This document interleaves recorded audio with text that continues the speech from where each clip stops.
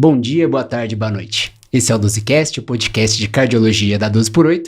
Eu sou o Matheus Prata e hoje tenho 2 recados importantes antes de apresentar quem está aqui comigo. O primeiro deles é que o tema de hoje é sobre VO2, um dos principais marcadores prognósticos que a gente tem na medicina hoje e que está sendo muito falado hoje em dia. Então a gente vai bater um papo aqui com grandes especialistas sobre o assunto.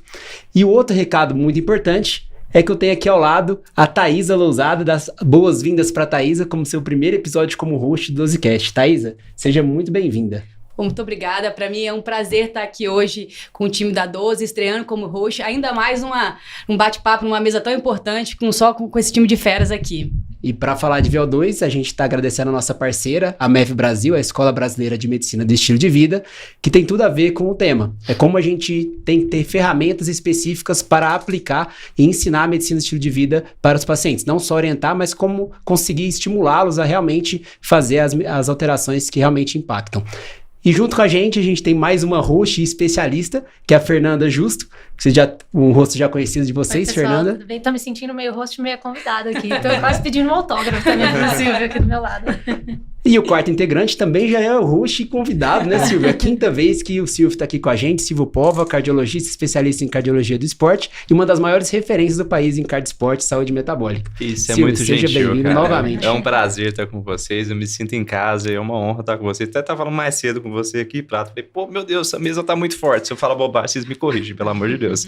Um prazer estar com vocês, uma admiração muito grande por vocês, é muito bom estar aqui. É engraçado esse tema de VO2, eu lembro que a Fernanda já falou desse tema há muito tempo atrás, quando eu perguntei a primeira vez para ela quais temas a gente ia ter que falar, e aí a gente encaixou, resolvemos chamar o Silvio, ele ficou de prontidão. Vamos chamar o Silvio. Ele já falou, VO2 com o Silvio, tá? Eu acho que não existe VO2 sem o Silvio. O nome eu acho que da medida é VO2 com o Silvio, inclusive, né? E aí passou umas 2 semanas, teve uma polêmica, principalmente lá nos Estados Unidos, relacionada a VO2. Será que é hype demais ou realmente é o maior marcador de longevidade, como tem sido espalhado por aí? Então a gente vai entrar no assunto sobre o que é realmente o VO2, como a gente mede ele adequadamente, quais são as aplicações e se ele realmente é o maior marcador de longevidade que a gente tem hoje. Polêmico, hein? Polêmico. Mas é bom a gente falar sobre isso, é legal.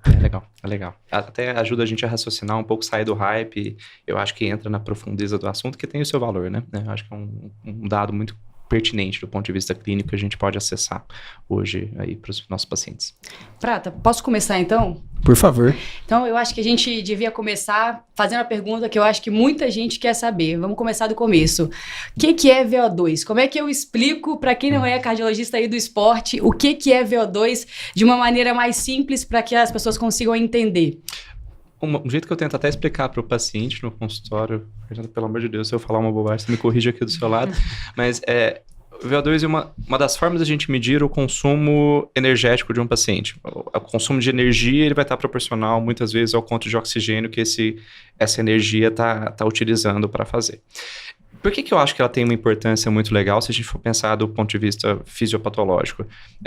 Para você, a história do oxigênio no nosso corpo basicamente vai entrar pelos pulmões, então você precisa que o seu pulmão seja eficiente para essa captação.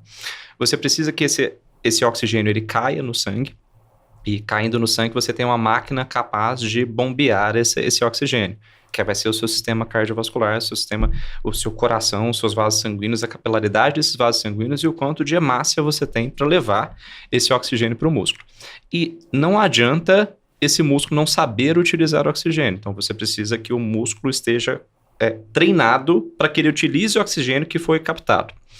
Assim sendo, o VO2 é o quanto que essa máquina inteira, essa somatória de engrenagens, ela está conseguindo girar para a utilização desse oxigênio. Quanto mais oxigênio o seu músculo consegue utilizar, quanto mais oxigênio o seu sistema cardiovascular consegue bombear, digamos assim, e o quanto mais oxigênio esse pulmão, teoricamente, consegue captar ou deixar de captar.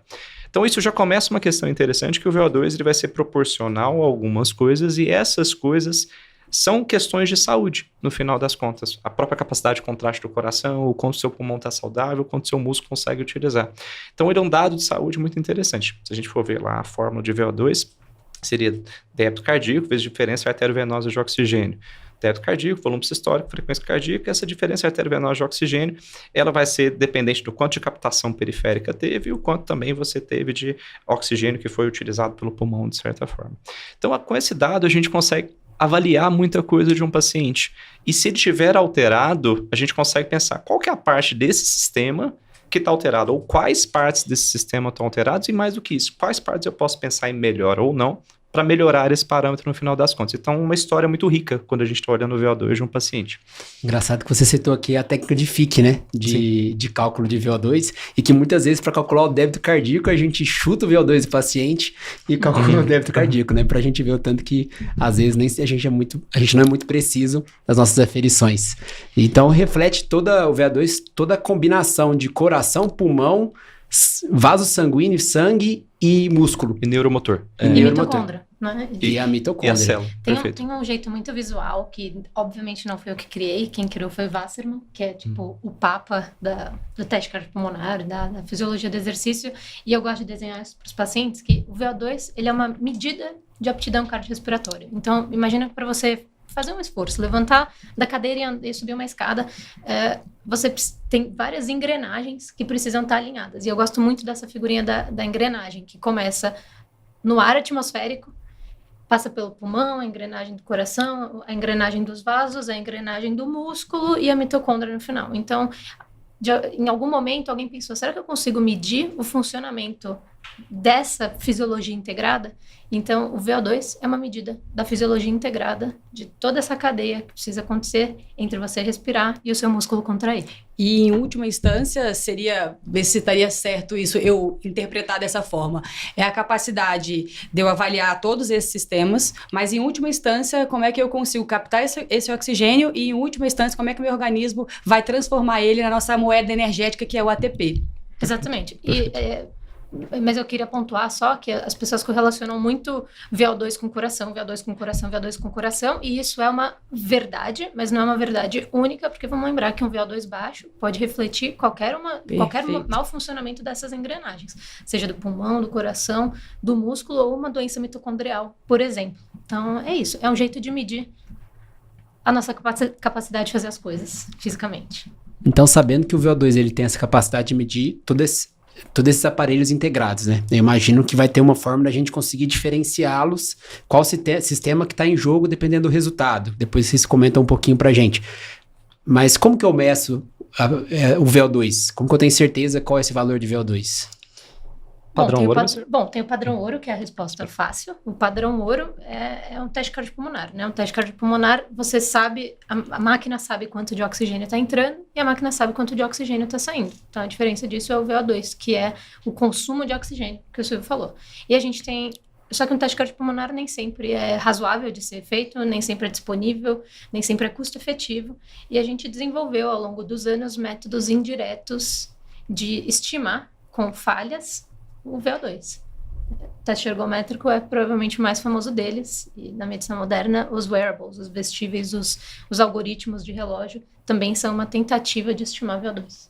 Sim. E tem uma questão da ErgoSpiro também, que é um exame muito bom, mas a gente tem que falar, para quem está em São Paulo, não é infrequente a gente ver muito exame descalibrado por aí.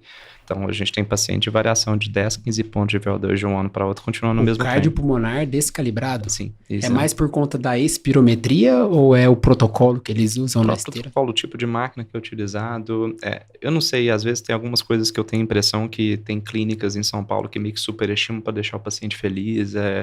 Eu tive paciente, sem brincadeira, de variação de 12 pontos de um ano para outro, melhorando o tempo de maratona. Então, é uma coisa assim, por que eu tô falando isso? Pra gente, às vezes tem paciente que sai triste do consultório por causa de um VO2 que está alterado e tudo mais, então a gente tem que saber isso. Às vezes, olhar a mesma máquina e tudo mais, ver onde foi feito esse exame e tudo mais, o ergométrico vai ter, talvez, esse erro também um pouco diferente por outros motivos, mas é uma coisa para a gente levar em consideração também que pode estar acontecendo. Hoje é legal, os atletas profissionais têm usado aquelas máscaras, né, que é o VO2 Master, nenhum conflito de interesse, quem dera eles me dessem alguma coisa. Mas eles utilizam para aferição de VO2 em outros esportes. Hoje a gente tem muito avaliação que a gente consegue fazer bicicleta e corrida, mas será que se você colocasse o Michael Phelps numa corrida, você realmente conseguiria medir o consumo máximo de oxigênio dele? E o latíssimo do dorso desse do que não foi utilizado? Será que isso não era importante? Então, eles têm utilizado muito também esse VO2 Master, que é uma máscarazinha que é adaptada, você coloca no seu celular e que você consegue colocar durante os esportes dos Que a atletas. pessoa realmente faz. Óbvio que isso é interessante para um atleta, para gente como a gente, não vai mudar muito a nossa vida, mas talvez a gente vai estar falando nos próximos tempos de uma capacidade de aferição um pouco mais legal, de real life, de dia a dia.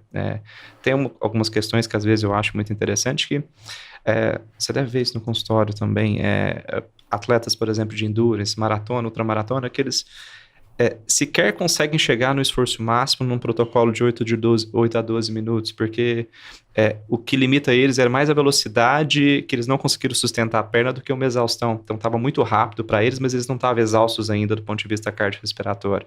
Então, às vezes, quando você está olhando atletas específicos, isso pode acabar falseando um pouco também nessa questão. Mas, enfim, respondendo à dúvida, ergospirometria, o padrão ouro para a gente tentar aferir esse dado. Os reloginhos ajudam muito. Eu acho muito legal que você consegue tornar talvez esse dado um pouco mais acessível. A gente está em São Paulo, é relativamente fácil pedir uma ergospiro aqui, mas se a gente anda 100, 200 km para o lado aqui, não é um exame muito fácil de ser acessado. Então, a gente não precisa necessariamente pedir uma ergospiro para todos os pacientes, que fique bem claro. Apesar de ser um dado muito legal. Bom, acho que pegando esse gancho aí, aproveitando então, quanto vocês acham que é confiável esse valor de VO2, que é estimado, na verdade, né, através dos relógios, enfim?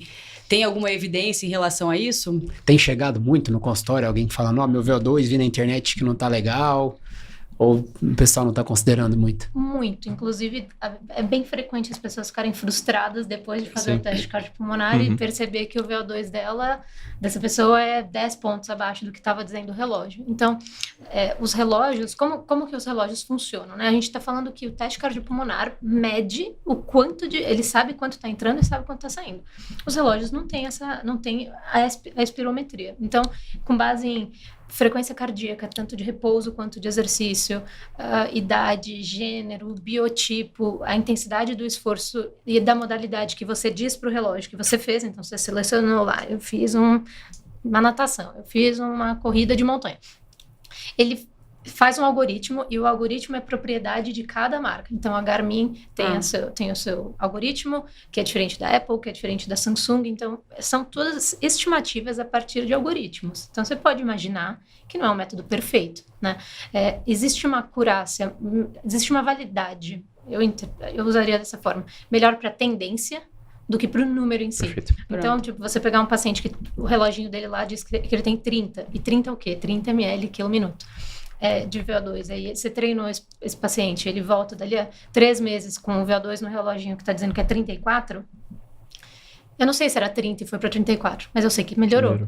Então, a tendência é maior do que o valor em si. Assim, a gente tem dados de variação de 10, 15, 20% do VO2, e não é pouca coisa, né? É igual as bioimpedâncias suspeitas, né? Pelo menos Total. a variação a gente está considerando. Eu lembro que eu vi uma meta-análise de estudos que tentaram validar os smartwatches e mostraram essa acurácia de 10 a 15, não a acurácia de 10 a 15, né? A variação de desvio padrão de 10 a 15 ml quilo minuto, né? Que é bastante coisa. A gente pensar que o VO2 para mim, se eu faço uma corrida lá e dá 40, tá ok, mas se dá 30 eu tenho que ficar um pouco atento, né? E no reloginho tem que a gente pensar em duas coisas, que é as pessoas que têm uma técnica de corrida muito boa, elas pontuam mais, porque elas vão correr mais rápido por uma frequência cardíaca menor, e é porque elas têm técnica de corrida, não porque elas são mais condicionadas necessariamente. E pessoas que têm um comportamento de frequência cardíaca aumentado, e é muito frequente isso em mulher jovem, frequência cardíaca desproporcional ao esforço da média da população, isso não é uma doença, não infrequente de TSI, taquicardia sinusal inapropriada, né, no consultório. E aí essas pessoas são punidas pelo sisteminha, elas são colocadas como um VO2 mais baixo. Então, muitas vezes você vai ver essa pessoa, o relógio está interpretando que ela está numa zona 4, depois a gente entra nesse papo de zona, mas uma zona de intensidade mais alta ali, e ela está numa zona 2 na hora que você põe na ergospirometria com 160 batimentos. E o relógio está interpretando que é uma alta intensidade, está falando que ela está cansando muito para um esforço, que na verdade ela não está.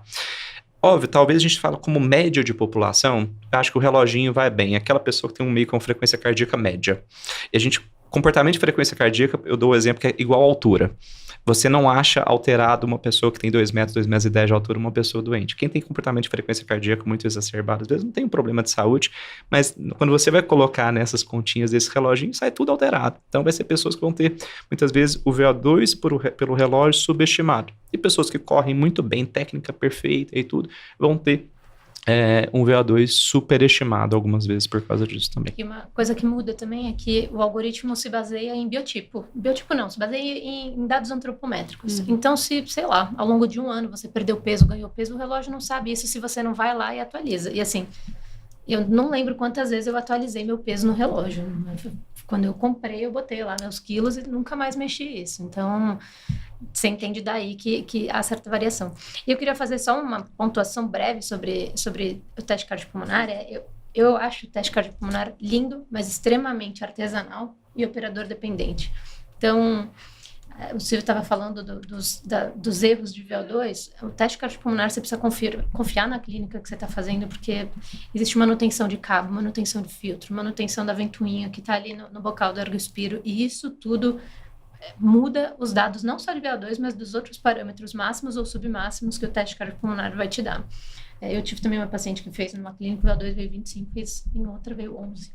Que isso. Então, você precisa confiar no lugar onde você está fazendo, e você precisa confiar no operador que escolheu o protocolo adequado, exatamente por esse motivo. Você pega um cara que é ciclista, coxão, né? O cara tem muita coxa. Aí você bota ele para fazer uma corrida longuíssima ou curtíssima, não é o músculo que está treinado dele, não é ele não está usando a fibra com mais mitocôndria que ele tem. O VO2 dele talvez não... Pode estar subestimado, Exatamente. Né? Então, o VO2 é um dado lindo, mas você precisa ser muito crítico com o método que você está usando para aferi-lo. Então, veja que interessante, a gente está falando de locais distintos, pacientes distintos, clínicas distintas, com experiências semelhantes relacionado à maneira de interpretar, de ver o VO2, de confiar no VO2 que foi feito. Em relação aos smartwatches, como a gente está tentando essa variabilidade, é mais possível que isso gere ansiedade para o paciente do que benefício de fato, né? Então, a gente tem que tomar muito cuidado com esse tanto de monitoramento, principalmente inacurado, que a gente faz pelos relógios. Sem dúvidas. E aí é o cuidado com hype, né? Eu tive paciente que ficou triste porque o VO2 caiu no ano, mas o tempo de meia maratona caiu 15 minutos. Gente, ela ganhou capacidade física em um ano. É óbvio, o exame mudou, alguma coisa aconteceu. E se mesmo melhorou o VO2, parabéns pra ela. A técnica de corrida dela provavelmente melhorou absurdamente nesse meio tempo. Que exemplo fantástico, né? Ativo, né? A indústria, assim, de wellness, a gente pregar qualidade de vida, isso é fantástico, né? Sim. Todo mundo querendo ter saúde. Mas a pessoa ficar chateada porque o VO2 caiu de uma medida que talvez era inacurada, versus ele ter melhorado seu tempo de prova, sim. Ou seja, é muito provável que a capacidade aeróbica dele melhorou. Então, isso mostra que a gente pode estar gerando doença na pessoa. O biomarcador, né? não é sobrepujante ao desfecho clínico. É a mesma coisa, que o desfecho clínico é o que importa no final das contas para o paciente, né? E não só a capacidade aeróbica da pessoa melhorou, e eu sei que o tema não vai ser esse, mas provavelmente a economia de corrida dela também melhorou, né? Vamos lembrar que VO2 não ganha corrida. Então, eu sempre erro o nome dele, se é Kipchoge ou Kipchoge. Kipchoge. Que é aquele super corredor maratonista. Bom que você falou dois nomes, você falou dois. Não, ele só mudou o pronúncio. É só entonação. Ele não tem o maior VO2 entre os corredores, mas ele tem a melhor economia de corrida, que é o melhor uso da energia que ele vai precisar para fazer uma prova. A diferença dos atletas olímpicos dos melhores não é o maior VO2, né? É economia de corrida técnica e tudo mais, então, enfim. Acho que para ficar de mensagem aqui para o nosso ouvinte, então, acho que é principalmente assim, o relógio até pode servir para alguma coisa ali, mas ele não é uma sentença, né? Exatamente. O VO2 do relógio não é uma sentença. Então, se você usa isso como performance, alguma coisa, talvez procure um médico que vai te ajudar, que vai fazer o padrão ouro aí, enfim, com uma clínica responsável, que você consiga seguir isso de uma forma adequada, se esse é o objetivo. Se ter uma meta de VO2 ou avaliar isso for o objetivo, porque também talvez não seja uma meta para todo mundo, nem todo mundo precisa ter uma meta de VO2, né? Eu acho que uma dica para comparar dois exames, e talvez quando tiver essas dúvidas, depois a gente pode entrar em limiar de esforço, mas no laudo lá do exame, você vai ter o primeiro limiar de esforço foi com tal velocidade e com tal frequência cardíaca, e o segundo limiar de esforço foi com tal velocidade e com tal frequência cardíaca. Olha, se você viu uma tendência de melhora na velocidade por tal limiar de esforço, é muito provável que esse paciente tenha melhorado capacidade física. Se variou muito e caiu o VO2 de um ano para o outro, algum dos dois exames está provavelmente errado ou os dois estão errados. Aí você vai ter que suspeitar que isso aconteceu. E óbvio, aí volta para a clínica que você vai conversar com o paciente. Como é que foi seu ano? Não, treinei bem, treinei direitinho, minha performance foi boa, tô indo bem, tudo ótimo, perfeito. Pô, como é que foi seu ano? Não, meu filho nasceu, trabalhei pra caramba, parei de treinar. Aí dá match, a gente vai juntando uma coisa com a outra pra ver se faz sentido. Uma ferramenta a mais e não isoladamente Exatamente. dar o diagnóstico. Tem um outro jeito de estimar VO2 que lógico que não é medido, é estimado, que é a pessoa te dizer o que ela faz. Então, por exemplo, em reabilitação cardiopulmonar, frequentemente a gente começa a avaliação pedindo um teste de caminhada de 6 minutos. O teste de caminhada de 6 minutos tem uma correlação bem razoável com o VO2. Não de dizer, é 32 versus 34,5, mas é bom ou é ruim. E tem cortes para teste de caminhada que nos dão informações prognósticas. E um que a gente usa beira-leito quase todo dia é o NYHA, né? A New York Heart Association para dispneia os esforços. Existe uma correlação entre NYHA 1, 2, 3 e 4 e VO2. Então, perguntar para o paciente o que ele faz é um jeito de você estimar. Inclusive está bem alta, né? Os últimos estudos com GLP-1 aí, teste de caminhada de 6 minutos, são... Desfecho. Uau! Desfecho.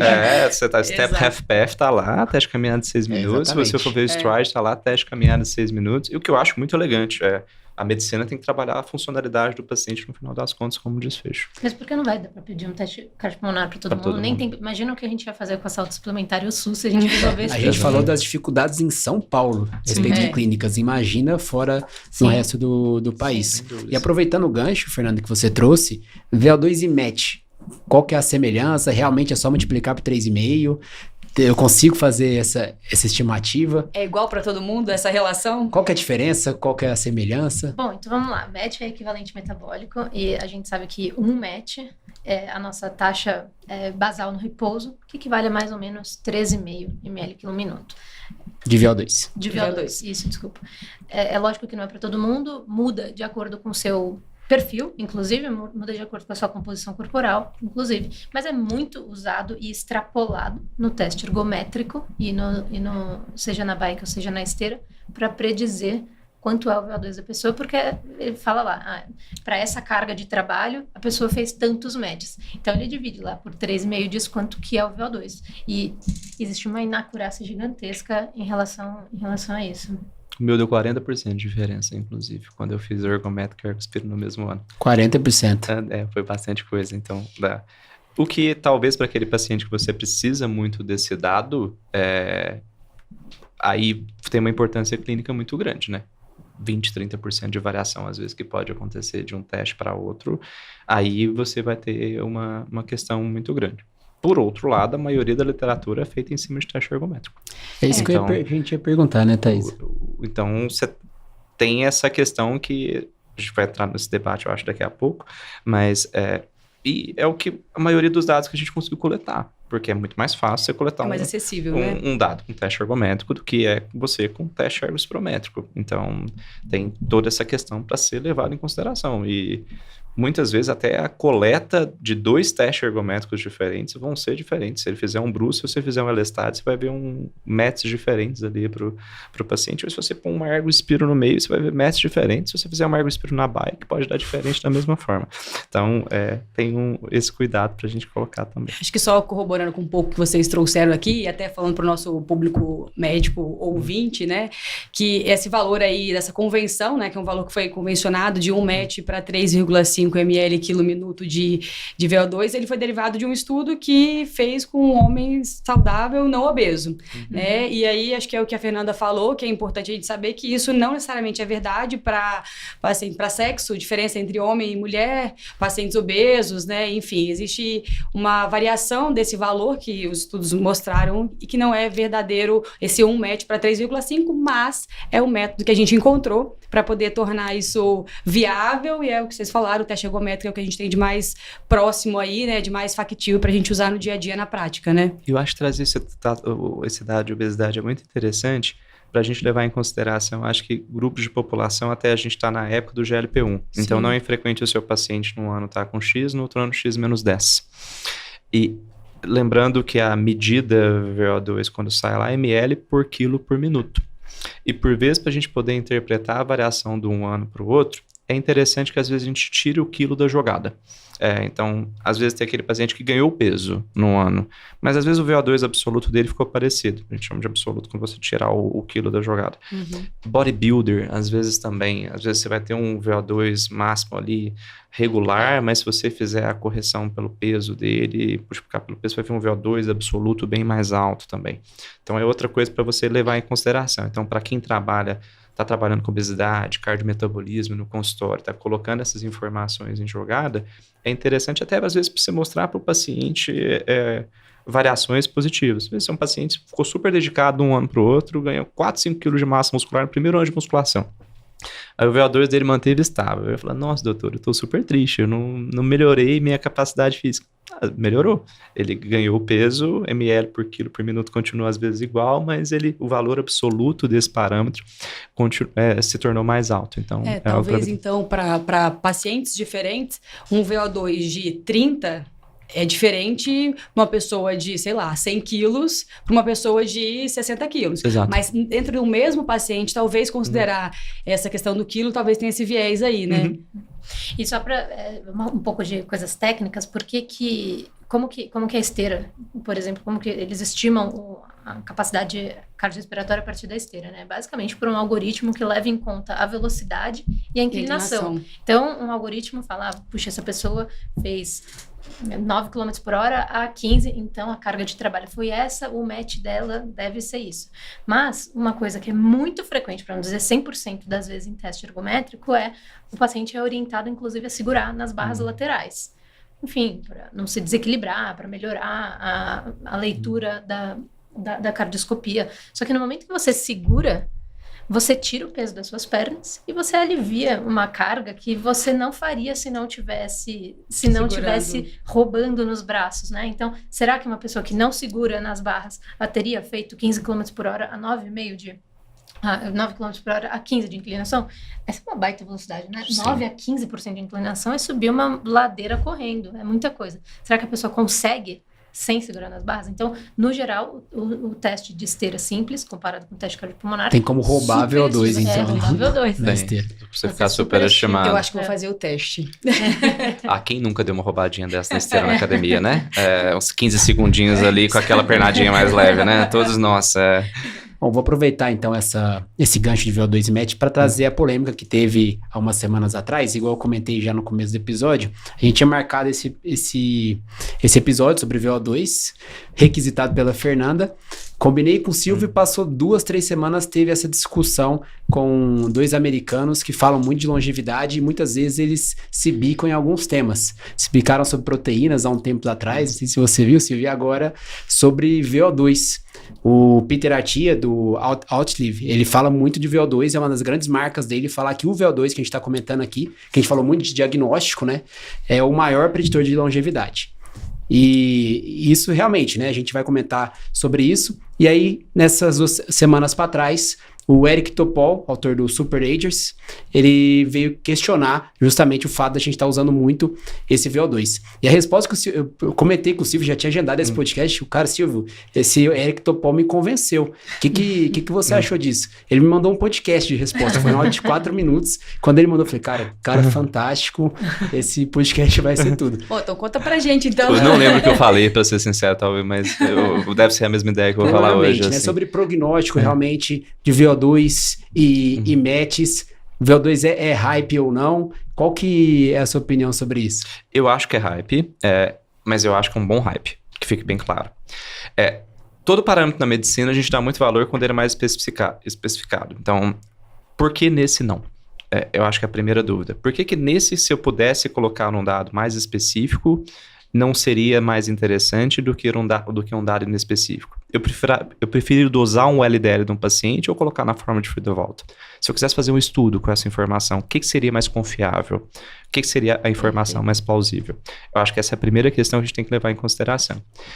Eu acho que a segunda, e que o VO2 talvez ele reflita melhor numa ergospirometria do que um teste ergométrico, porque o teste ergométrico ele valoriza quem corre bem. Você corre bem, ponto. É essa informação. Já na ergospirometria, você valoriza um pouco mais a capacidade física de forma geral.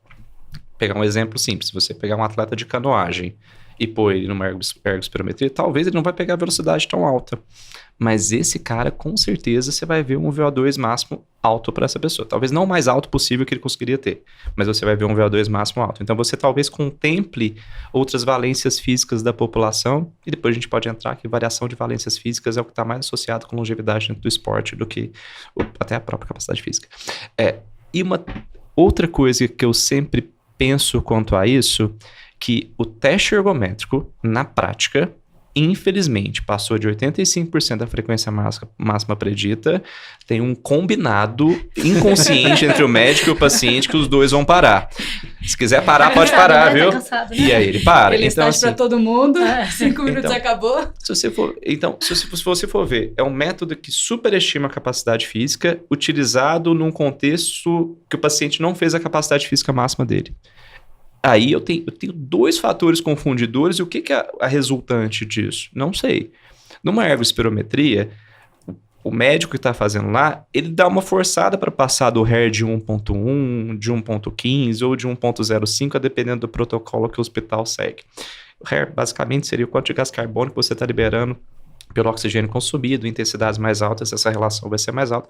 Então, existe sim uma tentativa de documentação de um real esforço máximo na ergospirometria, o que eu não vejo na prática, não sei como vocês veem isso, essa mesma tentativa de documentação numa ergometria. Talvez ali, num protocolo de estudo, isso aconteça muito bem e tudo mais, mas sinto muito, não tem quase nenhum ergométrico que a gente acaba vendo na prática clínica que não é suspenso aos 85%, depois ali do 85% da frequência máxima predita.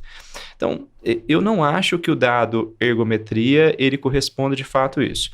E quando eu coloco esse dado em perspectiva, todo bom dado de medicina, a gente tem que provar que a variabilidade desse dado, como fator causal para qualquer desfecho no final das contas, é interessante. Se eu olho PCR ultrassensível, 2008, o Paul Ridker provou que reduzir PCR ultrassensível com estatina reduzia o desfecho. Então, ele mostrou o biomarcador, ele estudou e mostrou o desfecho. Com capacidade física, a gente tem essa questão que a variabilidade também está associada com melhora de longevidade, de sobrevida e tudo mais, inclusive em grupos de alta capacidade física. Se eu tenho um dado, que esse dado me traz um refino muito maior do que esse dado que essa variabilidade não teria, eu me sinto muito mais compelido a utilizar o dado que é fino do que o dado que não é tão fino assim. Quando eu olho populacionalmente, eu não vou ter uma variação de METs tão grande no estudo com 1.000 pacientes. Porque por mais que um foi para cima, outro foi para baixo, não tem. Mas individualmente, essa variação é muito grande. E aí, de um paciente para o outro, um ano que ele deu um miguezinho que estava mais cansado ou não no teste ergométrico, na ergospiro você consegue ver isso. Então, essa variabilidade tem valor prognóstico e essa pouca variabilidade tem muito valor prognóstico da mesma forma. Né? Então, eu acho que a ergospiro tem muito mais valor se eu quiser avaliar esse dado. Mas eu posso ser polêmica aqui? Claro. Na verdade, assim, então, pelo que você está dizendo, teoricamente a gente pode estar subestimando a capacidade e aptidão física desse paciente, porque se ele não chegou, se com 85 eu parei, e assim, todo dia, todo paciente Sim. fala assim, não, o médico falou que o exame já deu tempo. Sim. eu já cumpri a etapa. A mesma coisa. Então, eu concordo plenamente, a gente ouve muito isso. Eu cheguei no final do teste. Pronto, exato. A frase dita, né? É a frase clássica. Então, teoricamente, nessa situação específica, eu estaria subestimando, né, fazendo essa correlação, o VO2 do meu paciente. Mas de um dado superestimado. E aí, o quanto foi para cima e o quanto foi para baixo. Você subiu de elevador e desceu de escada. Quantos andares? Ninguém sabe. Qual andar você tá? Não sei. E vamos pensar que você não pede um teste ergométrico.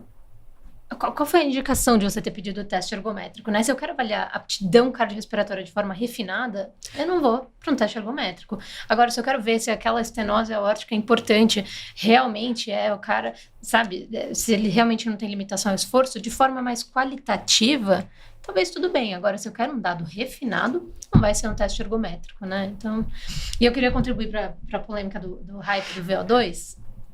Talvez eu consiga pensar em dois motivos, assim, para o hype do VO2. E, de novo, hype não necessariamente é negativo. É ruim, exatamente. Exato. Né? Nós estamos comentando o hype, não que ele seja a ruim. moda, né? Vamos substituir pela moda do VO2. Um que é um statement publicado pela Circulation, se eu não me engano, em 2016, que colocou o VO2 como quinto sinal vital. Isso. Né? Então, poxa, você colocar o VO2 no mesmo lugar que frequência cardíaca, pressão, saturação, frequência respiratória, você está dando uma importância para o negócio muito robusta, né? E o outro motivo, e que talvez contribua de forma um pouco mais polêmica para o hype do VO2, é a ascensão do mercado de wellness, assim, né? Que da mesma forma que está fazendo as pessoas serem mais ativas, talvez esteja levando as pessoas a uma adição ao exercício e toca até no uso de anabolizante. Tá falando de emagrecimento, as pessoas usam canetas emagrecedoras sem indicação. Então, as pessoas compram um relógio para ver o VO2 e não porque elas vão começar a se exercitar e querem Ficam mais preocupadas com o valor do que fazer atividade física em si. Exato. Então, eu gosto da hype do VO2 no sentido de melhor capacidade cardiorrespiratória, menor mortalidade. Eu não gosto da hype do VO2 no sentido de isso está levando pessoas aos extremos, seja de emagrecimento, seja de atividade física, seja de uso de substâncias que não é saudável. Então... Tem um dado de ergospirometria que eu acho muito legal e talvez eu acho que ele valeria um hype mais do que o VO2, que é o lindo primeiro limiar de esforço. Aquele ponto, ele é muito bonitinho. A gente vai ter que fazer um episódio só sobre teste cardiopulmonar. O primeiro limiar de esforço, ele tá te falando basicamente em que ponto que o seu corpo falou assim, cara, só no aeróbico tá difícil, anaeróbico, vem me ajudar. E esse é o ponto, lática, vem aqui, vou começar já um pouco mais de sistema anaeróbico como metabolismo energético aqui. E aí o legal dele é que ele é um pouco mais real life. Você utiliza isso no seu dia a dia. Porque, provavelmente, a maioria das pessoas que não estão fazendo exercício todos os dias, elas não estão recrutando o VO2 máximo delas. É difícil, até a gente que faz exercício, você não usa o VO2 máximo todo santo dia. Mas o primeiro limiar de esforço, você costuma utilizar. E aí, isso tem uma aplicabilidade de real life que é muito legal. Se uma pessoa já começa a fazer uma acidose lática ali, compensada e tudo mais, mas de fazer uma caminhada, de subir uma escada, essa pessoa provavelmente tem um prognóstico muito pior. E é interessante que um primeiro limiar de esforço mais baixo não só denota uma baixa capacidade mitocondrial, a mitocôndria não funciona tão bem, como é um dos marcadores que a gente vê muitas vezes em pacientes com resistência insulínica, com diabetes e tudo que a gente acaba vendo. Então, esse ponto de onde está o primeiro limiar de esforço, em quantos por cento do VO2 máximo desse paciente está esse ponto? Está 30%, 40%, 60%? Inclusive, o pessoal que corre maratona, talvez seja o ponto mais importante que você deveria ver no seu exame, porque na maratona você vai chegar no seu VO2 máximo lá no final, mas você vai ficar perto desse ponto a prova inteira. Então, eu acho que isso é uma coisa legal para tudo. Você está vendo para o paciente que tem diabetes ali, que você acha que está com resistência insulínica, que você acha que esse paciente, a utilização energética dele não está tão boa, mas também é pro real life do paciente. A vida dele está nesse ponto da vida. Então, é onde ele está recrutando o dia inteiro. Eu não tenho esse dado na ergometria. Seria algo mais reprodutível, né? Exato. Dá para pressupor pela ergometria? Se for pegar a sociedade, a ESC lá pressupõe, seria mais ou menos 70% lá da reserva cronotrópica e tudo mais. Mas isso é extremamente variável na hora que a gente vai ver. Você vê paciente que tem isso em 130 batimentos e outro paciente da mesma idade, 160 batimentos. Então, e não necessariamente um é melhor do que o outro. Acho que é muito legal essa conclusão que a gente está chegando aqui em relação a essa discussão que teve, né? Então, a gente teve a crítica do Topol ao hype do VO2, relacionado aqui, todo o hype de que VO2 é um marcador de longevidade vem de estudos com MET, com o teste de esteira basal. Sim. E esses testes de esteira são muito mais fáceis de serem reproduzidos e eles foram populacionais e grandes e realmente mostraram que a atividade física é o principal pilar de longevidade da vida.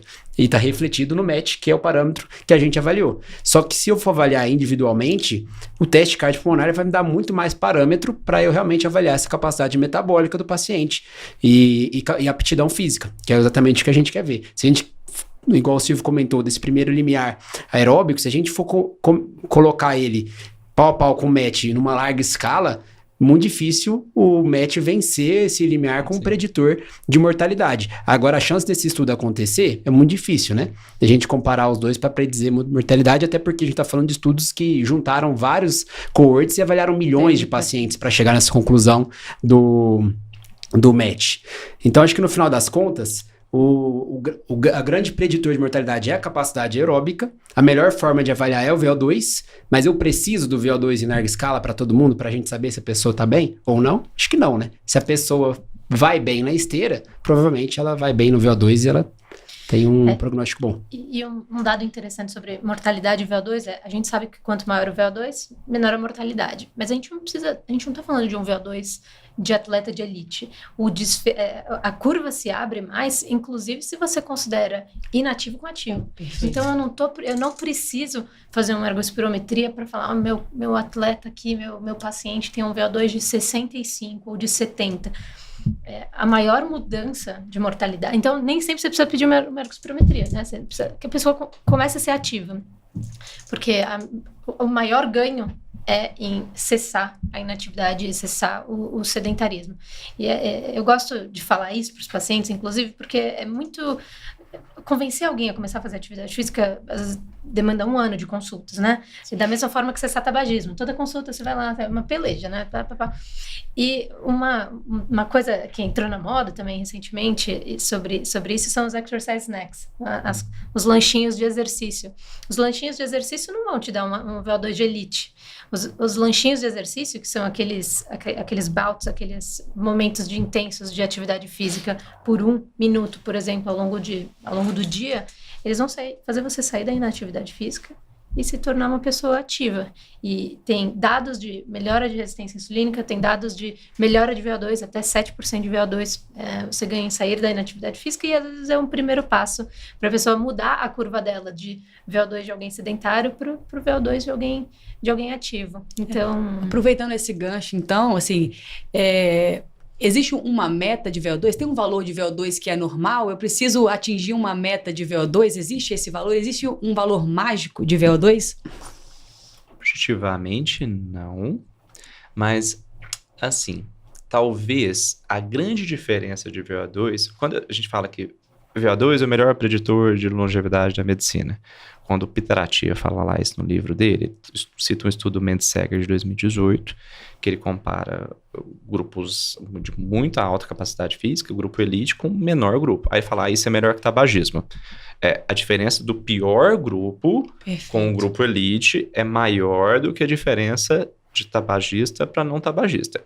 Mas em qualquer comparação com outro grupo, essa diferença não é tão grande assim.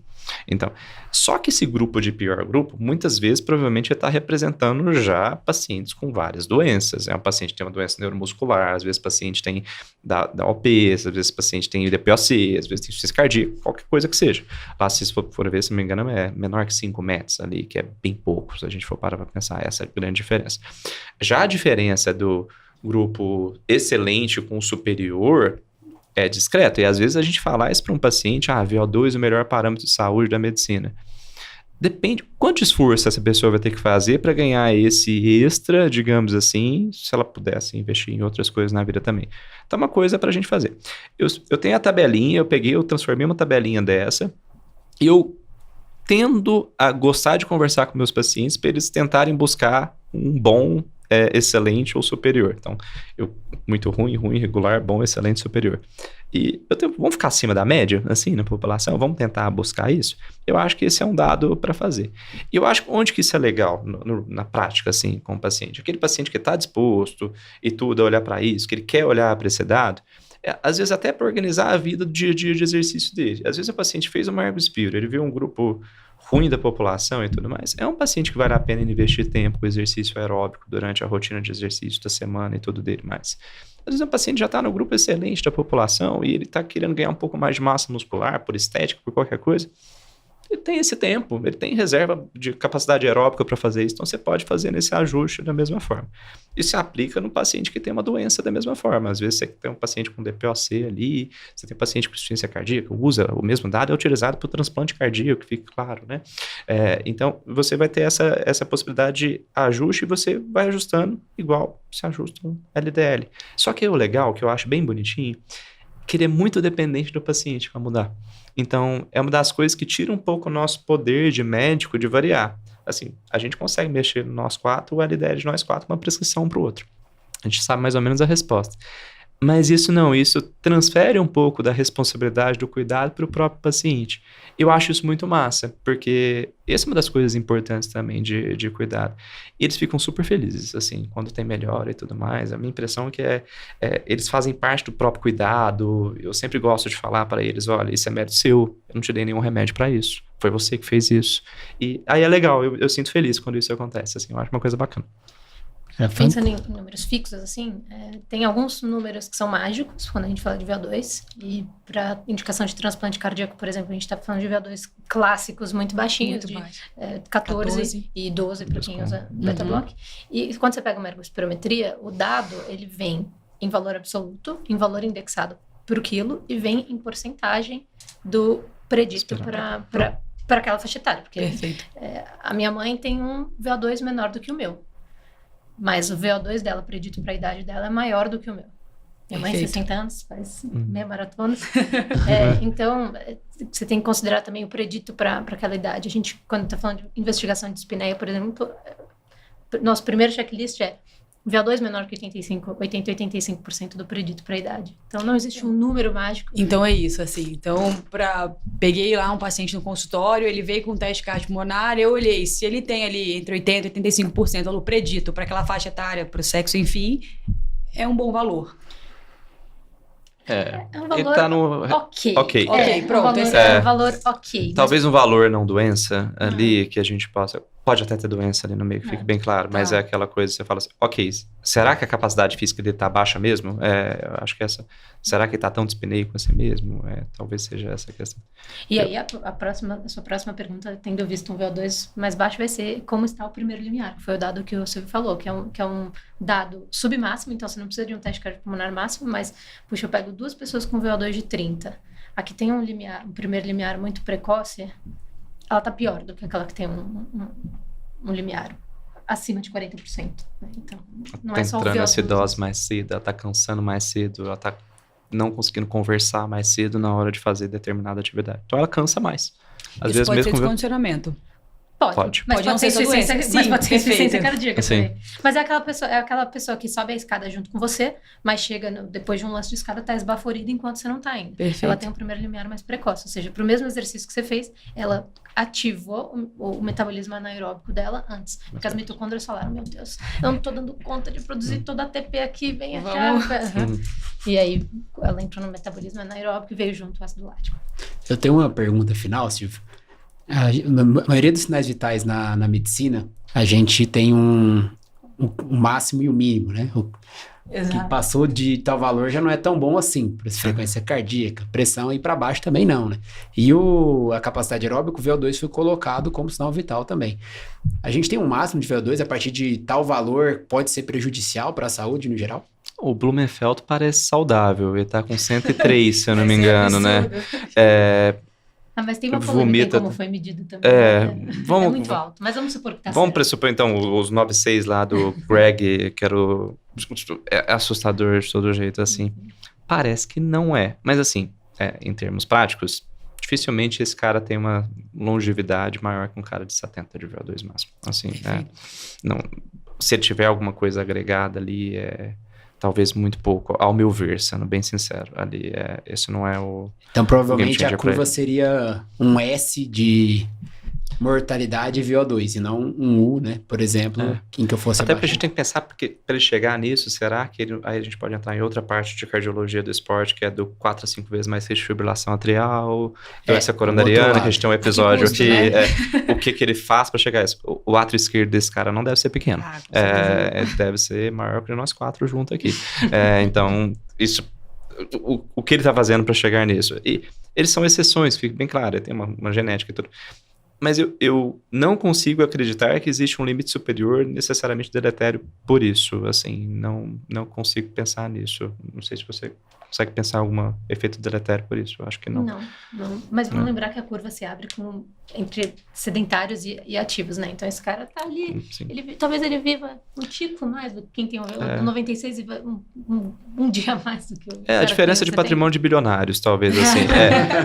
Se você ganha R$1.000 por mês é uma coisa, se você ganha 10 mil, a sua vida melhora. Se você ganha 100 mil, melhora muito. Se você tem um bilionário, é muito mais. Às vezes o cara que tem 1,5 bilhão e o que tem 1,6 bilhões, ele vai acessar as mesmas coisas. Perfeito. Só que aí, pra gente pensar em longevidade no esporte, aí tem uma coisa que a gente tem que levar muito em consideração. O quanto de esforço você está fazendo e qual o preço ortopédico que você paga por isso. E que ninguém conta isso. Isso custa. Exemplo. Você fez... natação vence. Não, natação é o melhor esporte do mundo. E eu uso touca, por incrível que pareça. Mas enfim. Porque ele é careca, que ele acha o melhor do mundo. Porque a gente, se fizer a natação todo dia, vai ter um problema. Mas aí eu acho que uma coisa legal é isso. Porque assim, às vezes a pessoa tá lá, não, eu quero fazer um esforço.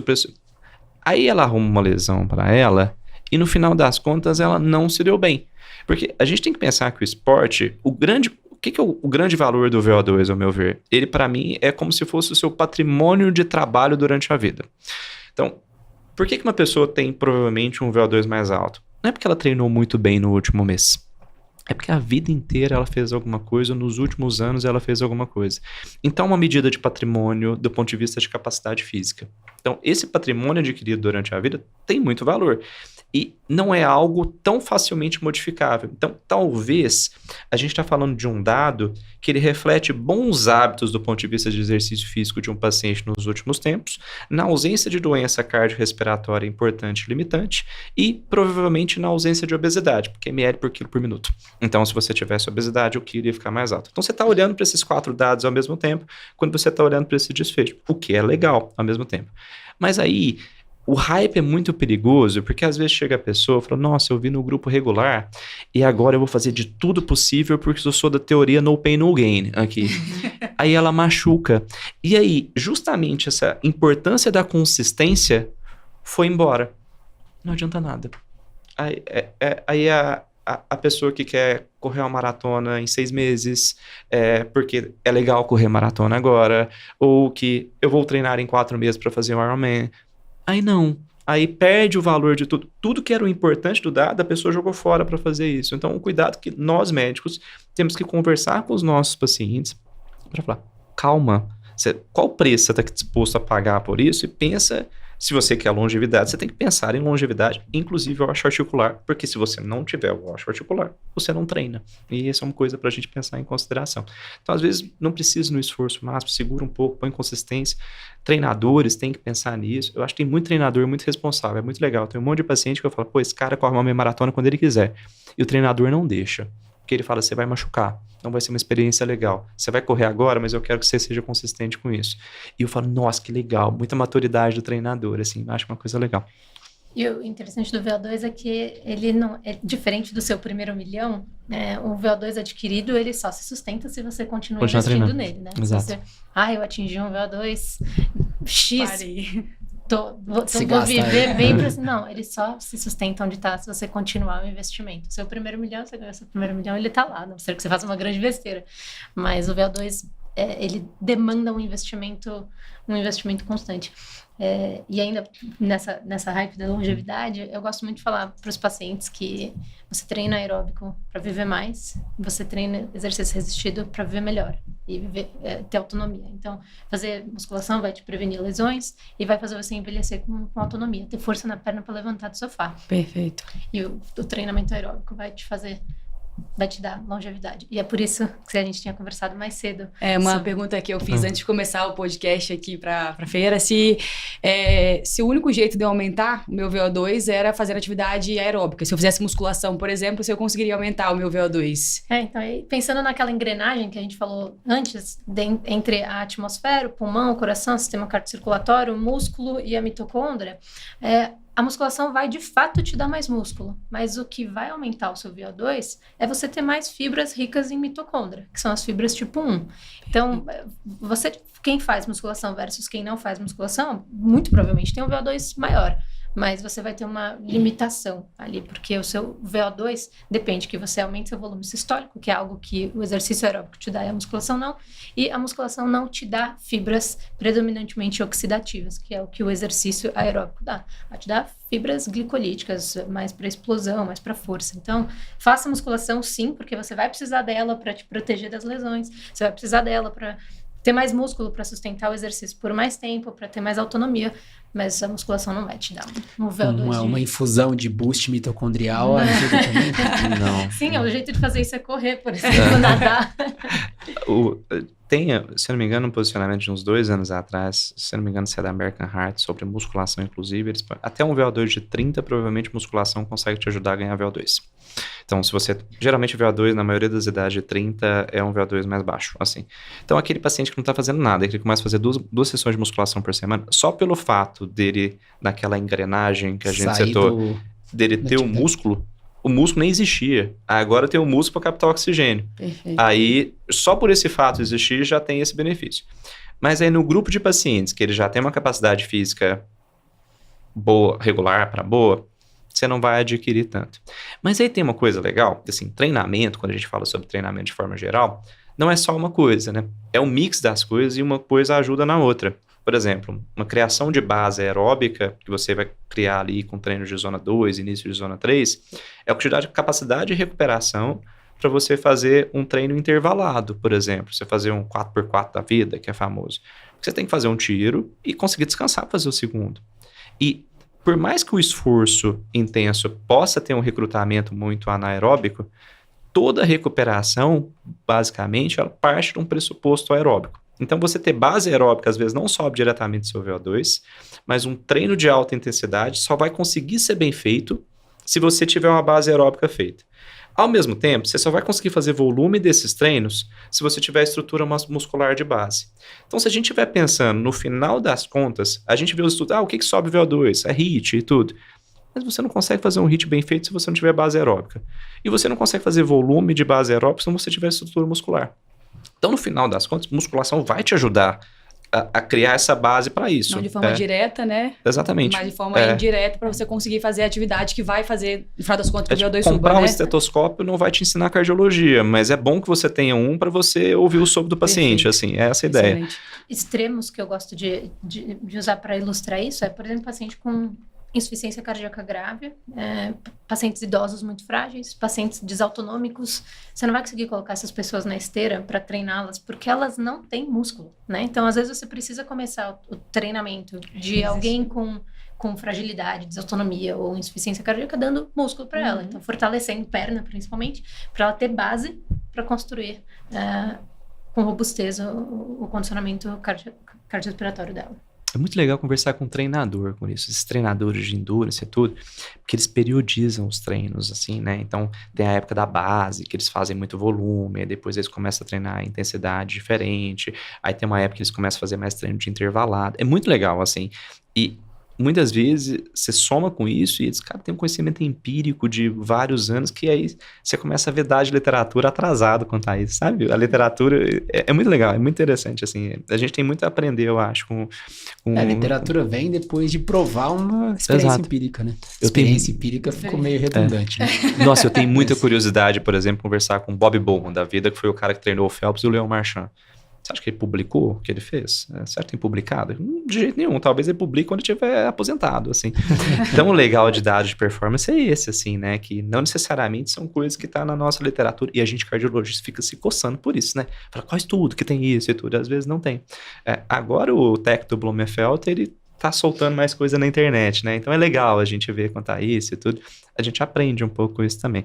E o atleta é o extremo oposto de muitas vezes do nosso paciente. Então, às vezes você entender o que acontece com ele é uma forma de eu fazer um plot para o que está acontecendo nos pacientes que a gente está lidando todo dia no consultório, com o paciente que tem diabetes, com o paciente que tem insuficiência cardíaca. Tem um estudo Laguerre recentemente que ele fala que a ICFEP nada mais é do que o oposto do coração de atleta. Não sei se vocês chegaram a ver isso. Ele fala extremo oposto. Ele fala assim, nos 2 cenários, você tem paciente com dispneia, nos 2 cenários, você tem uma acidose elástica que está acontecendo por um, mas num, você está pegando um coração que está crescendo para dentro com cavidade pequena, e no outro, você tem um coração que ele dilata com cavidade um pouco maior. E aí ele dá o exemplo de que a diferença bem grande desse é a capacidade física. E ele coloca, se os 2 são extremos opostos, por que não estamos prevenindo o CFEP com o treinamento dos pacientes? Levanta esse questionamento. E talvez, até pela teoria das adipocinas do ano passado, a adipocina é muito modulada por exercício. Então, será que de fato o CFEP não é uma síndrome de deficiência de exercício que a gente está vendo muito atrasado nos nossos pacientes? Interrogação. Depois a gente conversa sobre isso. Não, um episódio já fica o link pro próximo episódio, né? Mas eu teria que estudar para isso, que esse estudo é muito grande das adipocinas. Mas é bem legal. Tem mais alguma pergunta? Podemos fechar com essa... Podemos fechar. Eu acho que, não sei, talvez o que fique de mensagem aqui é que o VO2, ele é sim um fator prognóstico importante, longevidade, mas ele sozinho, como dado único, acho que não é... Tem outras coisas que precisam estar junto, andando em conjunto com isso, para a gente conseguir ter uma longevidade de fato, né? Que foi tudo que vocês falaram aqui. Fernanda, alguma mensagem final para os nossos ouvintes? Não, acho que faltou a gente só falar da diferença entre VO2 máximo e pico, né? Que isso muda de acordo com... Porque assim, a gente fala muito de VO2 máximo, mas quando você pega, o resultado de um laudo do exame, vem lá, VO2 pico. E vamos imaginar, por exemplo, uma pessoa com insuficiência cardíaca. O VO2 máximo dela pressupõe que ela tenha atingido o máximo da aptidão cardiorrespiratória dela. E às vezes ela não atingiu, sei lá, porque ela tá anêmica e parou antes, porque ela tem dor no joelho. Então, para ela vai ser o VO2 pico, que é o VO2 que ela atingiu. E atleta, às vezes também, o teste não reproduz o esforço que ele faz e ele zera a esteira, e a gente está também falando de um VO2 pico. Então a diferença é essa, assim, o VO2 máximo é um dado metabólico de máximo da sua aptidão cardiorrespiratória, mesmo aumentando a intensidade, você não sobe mais o seu VO2. Quando de fato atingiu esse platô, né? Esse platô de VO2, e VO2 pico, às vezes é o VO2 medido, o que foi possível medir naquele teste. Perfeito. Mas é isso. Perfeito, Silvio. Mais uma vez, muito obrigado. É sempre um prazer. Por estar aqui na 5ª vez no 12Cast. Mais uma vez fantástico, dá pra gente ficar mais 2, 3 horas conversando de esporte com você. É muito bom. Tem um recado final para os nossos ouvintes sobre VO2? Eu acho que a gente tem que falar sempre sobre exercício no consultório, independente se você tem uma ergospirometria ou não, esse tem que ser um dado ativamente perguntado, estimulado e orientado.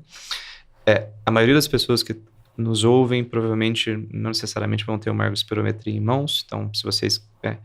o ergométrico bem feito é um dado muito legal que você tem de capacidade. E esses estudos todos põem ergométrico na frente. Então, a gente pode usar ergométrico, que fique bem claro. Eu acho o ergospiro melhor. Mas o fato de eu achar uma Lamborghini melhor que uma BMW não me deixa feliz, não me deixaria triste se eu ganhasse uma BMW, que fique bem claro. Então, você tem um baita dado na sua mão, que fica bem claro. Se quiserem usar um número, talvez 14 metros para homens e 12 metros para mulheres, seria um número de uma pessoa que está com uma capacidade física boa, digamos assim, para levar em consideração. E se você tiver aquele paciente que tem interesse em olhar limiares de esforço, divisão de zonas de treinamento e esse refino do VO2, uma ergospirometria pode ser um exame interessante para ser visto, mas levar isso em consideração. Não é fazer exame em qualquer lugar e tudo mais, porque às vezes isso mais já vai gerar uma frustração do paciente do que a resolução de alguma coisa. Mas eu acho um dado muito legal e eu acho que a gente tem que usar cada vez mais no consultório quando possível. Sempre um prazer estar com vocês, eu sempre me sinto muito feliz. Fantástico, muito obrigado a você que escutou a gente, ouviu a gente até agora. Nós vamos ter nas próximas semanas uma edição da 12 News Prime sobre VO2, então se você ainda não é inscrito, não perca tempo para você pegar tudo que a gente tem sobre VO2 escrito e detalhado. Uma edição que vai ser da Fernanda com minha ajuda sobre isso. Então, até a próxima. Tchau, pessoal.